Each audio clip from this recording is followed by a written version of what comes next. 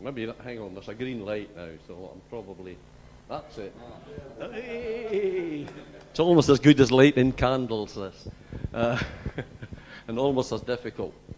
I wanted just to talk today about boxes and draw from it things that I think are, helpful and hopeful. Those aficionados among you will realize that immediately as a squeeze box.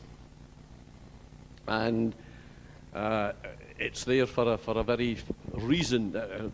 It's an accordion, allegedly. I once heard that the definition of a gentleman was somebody who knew how to play an accordion but chose not to. So I love the accordion, and in fact, it kind of linked into the family, because Isabel, in fact, is a distant relation of Jimmy Shand, because her dad came from areas where he was connected to, I think, the Shands, the Bands, and the Bogies, round about Lochgelly area and stuff like that. And what's that? What's this got to do with? And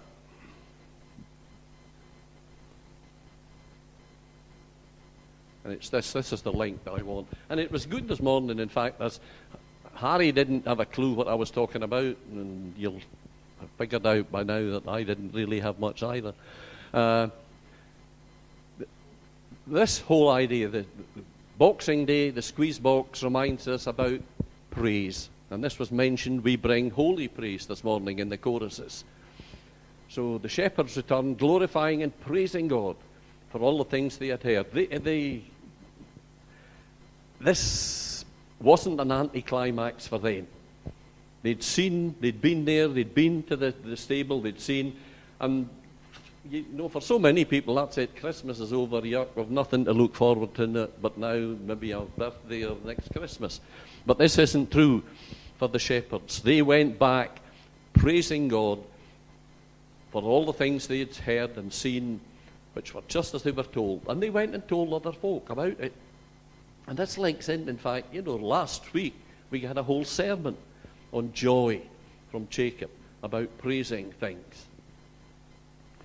Don't want to embarrass anybody here, but last week at the end of the service, I was sat roughly where I always sit in the front, and I'd sat there after the service, and Alec came forward and said, "Are you all right?" And I said, "Yes, I'm just enjoying it," because if you remember, those of you who hadn't galloped off to get your tea and coffee and biscuits, that Harry and Ian had a sort of jam session at the end of last Sunday, and they were really having a go. They were really enjoying themselves. Harry was giving it laldy on the keyboards, and Ian on the drums, and it was almost like they were challenging one another.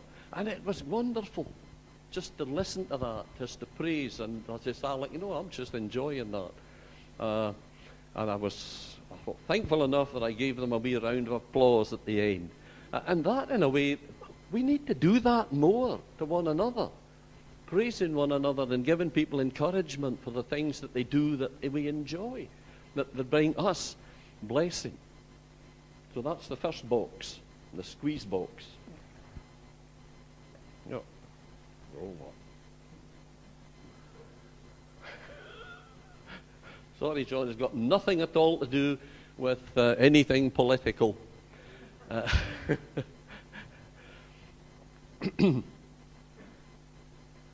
What's this got to do? Right. If you remember last Sunday, Jacob told us a lot about the Passover lamb.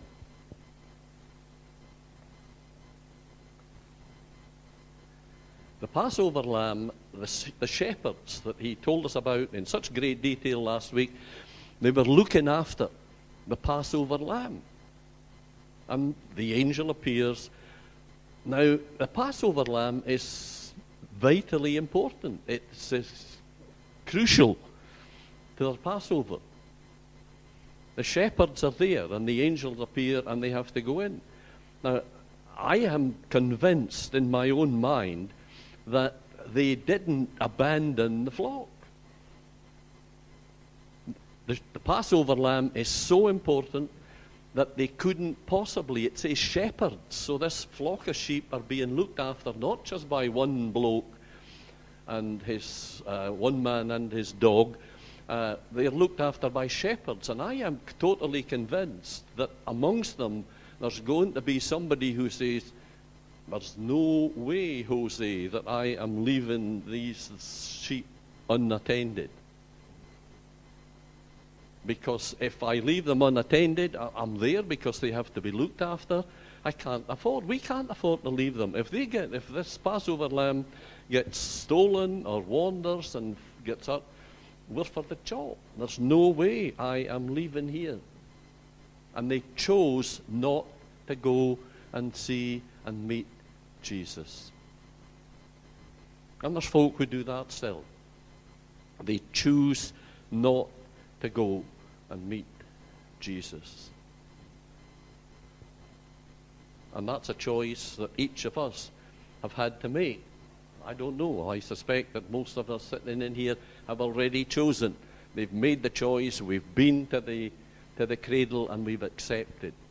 But if you haven't, then today you have a choice to accept, to go and meet Jesus or not. And in 2022, we're all going to have choices to make. We might have to make some choosing about a pastor, somebody who'll hopefully be standing here next Boxing Day or the day to follow. But we'll definitely have to make choices. We'll make a choice each Sunday. Are we going to come here or are we going to not? Are we going to help? Are we going to, if somebody comes and says, would you like to help out with the teas or the welcome at the door? Or we can say yes or no. Our commitment. So we have choices to make.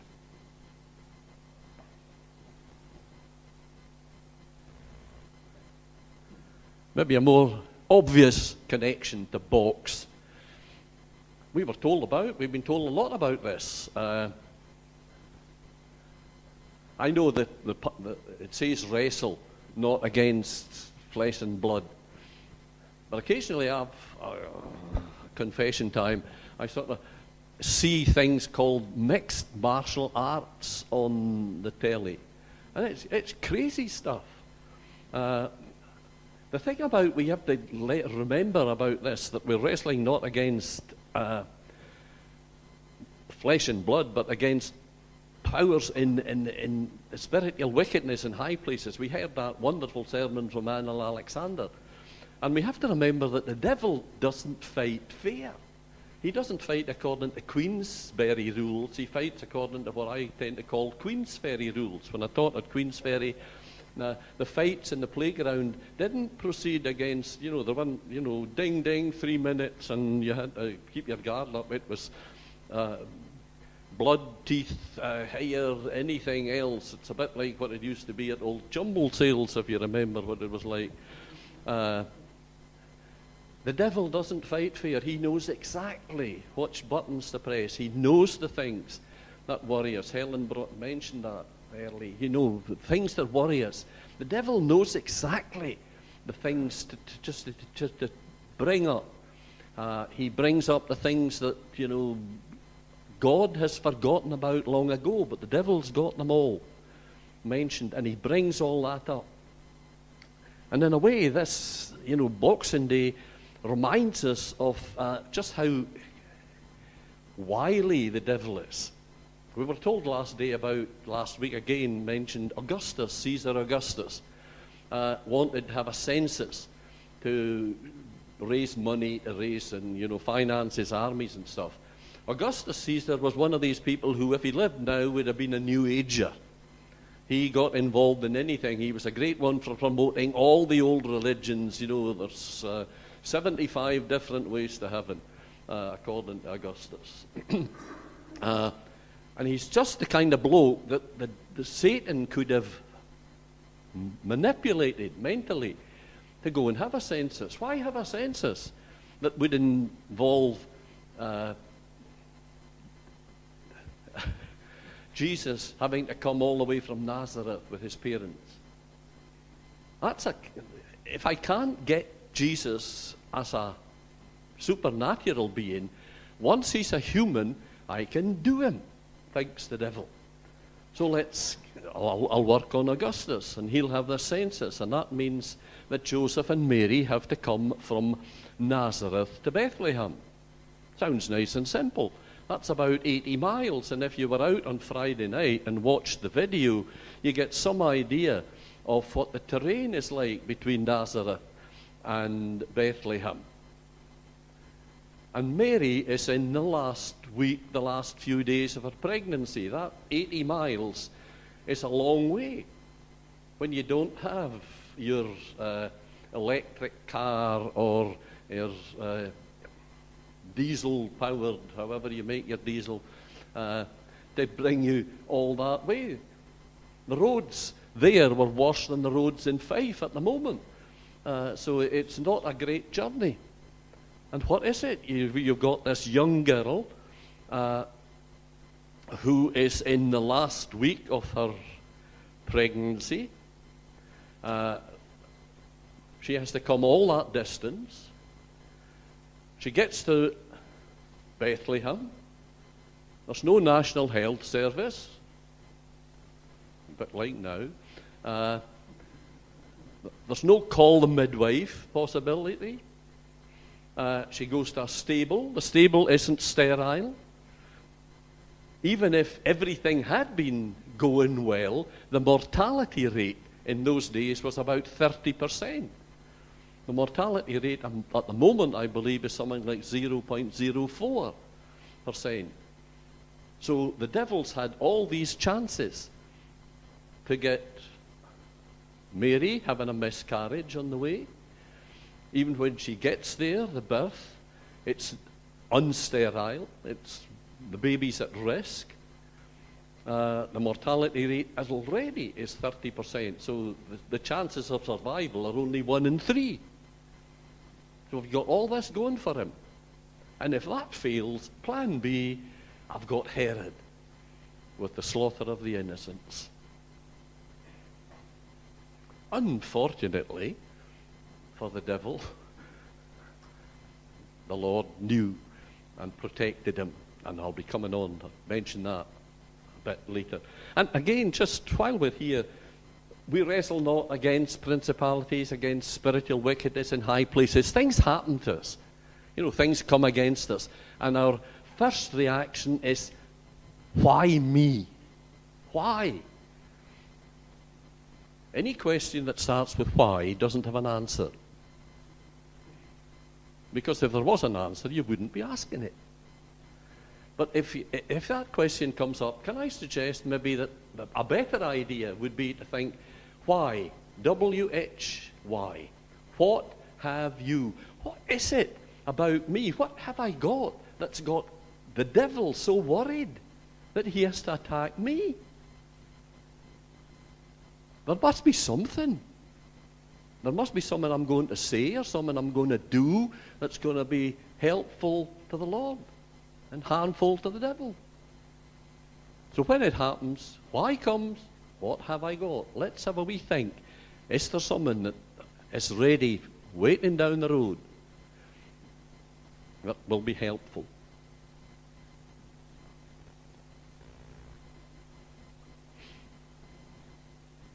Box hedge. Chorus, the thing we sang, keep us in the narrow way. What does a hedge do?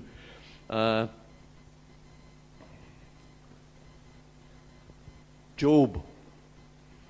The devil was a bit miffed with God because he couldn't get at Job, so he's accusing God of protecting Job, as if that should have come as a surprise. Have you not put a hedge around him and his house? What a hedge does, it keeps out animals, it provides shelter, it provides protection from the worst of the storms. It's far better than a wall.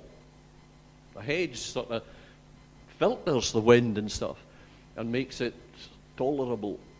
With a wall, you get this eddy, and it so often does more damage than good. Seeing somebody putting out their Christmas obviously, the paper bin comes tomorrow.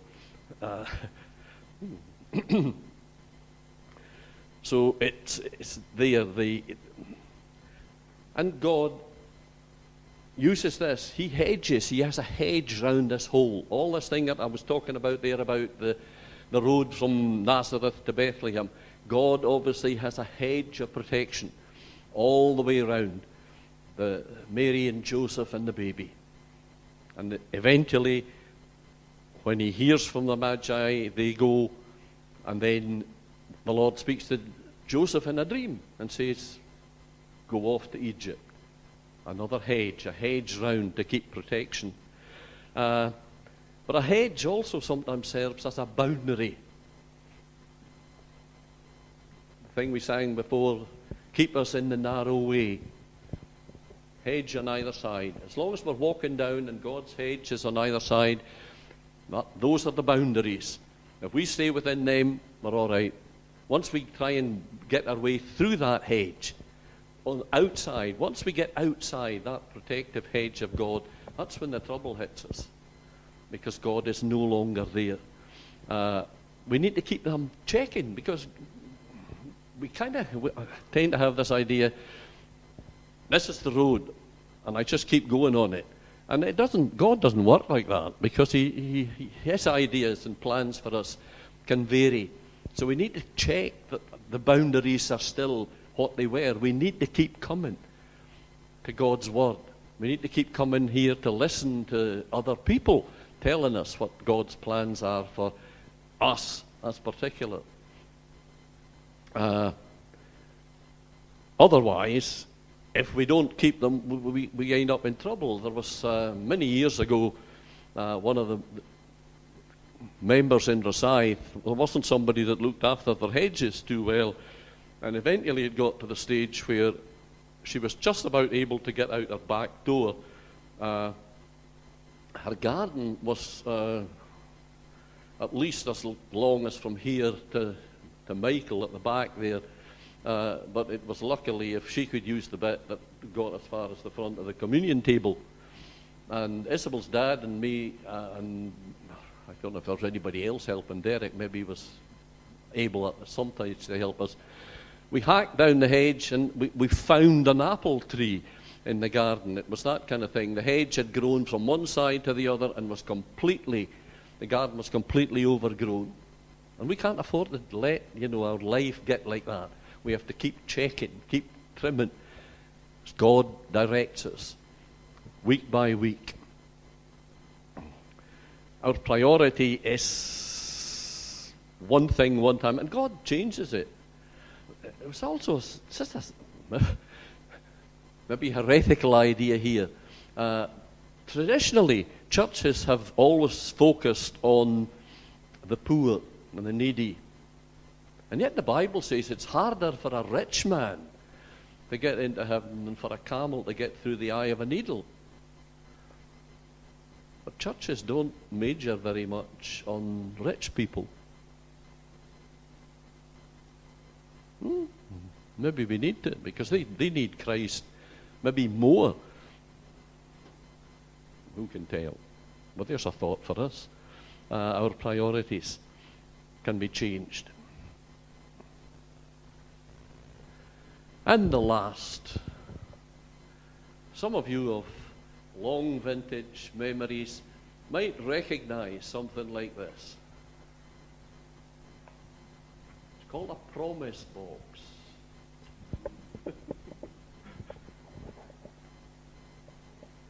Yes? Margaret's shaking her head. It's they used to be very popular in the sort of 60s and 70s, when you were baptized. One of the kind of favorite gifts would be people would give you a promise box. For the uninitiated, there's a whole lot of scrolls there with a little clip, and you just dip in and haul something out, and it's a promise from God. This one say.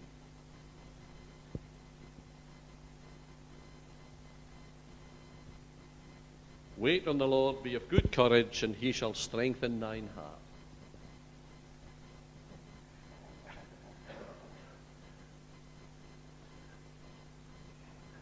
They can sometimes be a bit like horoscopes and stuff. I honestly don't think that that's quite how God means us to get guided. But it is a promise. And one of the great things about the whole Christmas story is that it's a fulfillment of a promise. God is somebody who keeps his promises. I remember yonks ago being out, and there was a van or something going past one of these delivery firms, and on it was the words, "A promise means nothing until it's delivered." And there's the proof.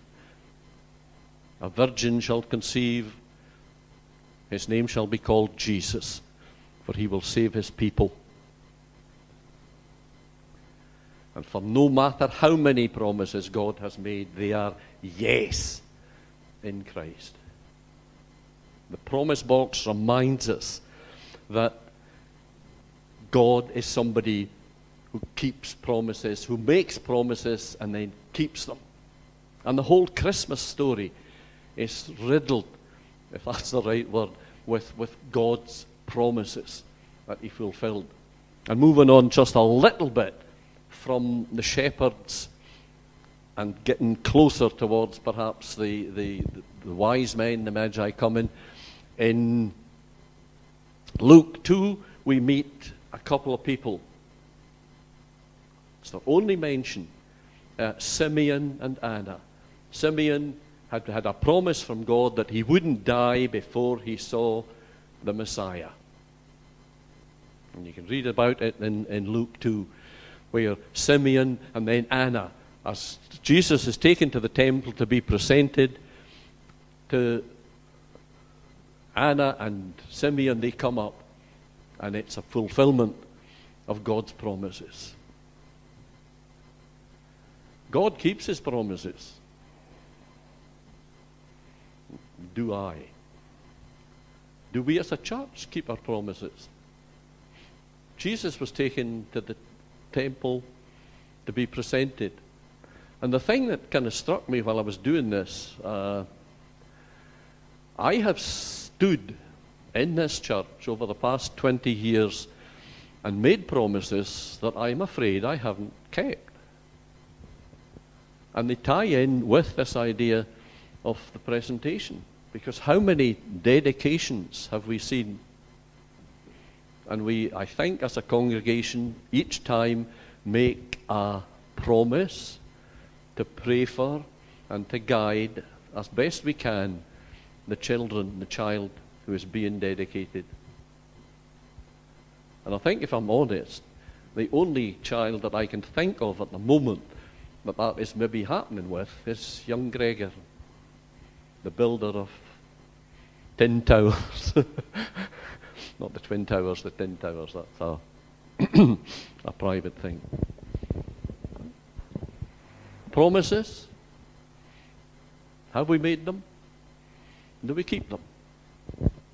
And if so, yeah, we need to. And that's why I chose our closing hymn. It's a bit unusual. It says it's an army of ordinary people, and I just want us to close with that. And the thought as well is that we are the children of promise. God has promised so much to us, and he's kept every single word.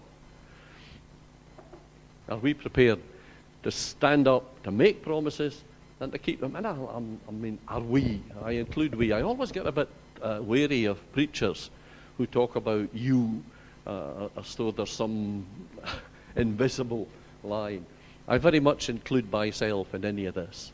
Have I got the strength and the wisdom to keep the promises that I've made? Let's just stand and sing together this song.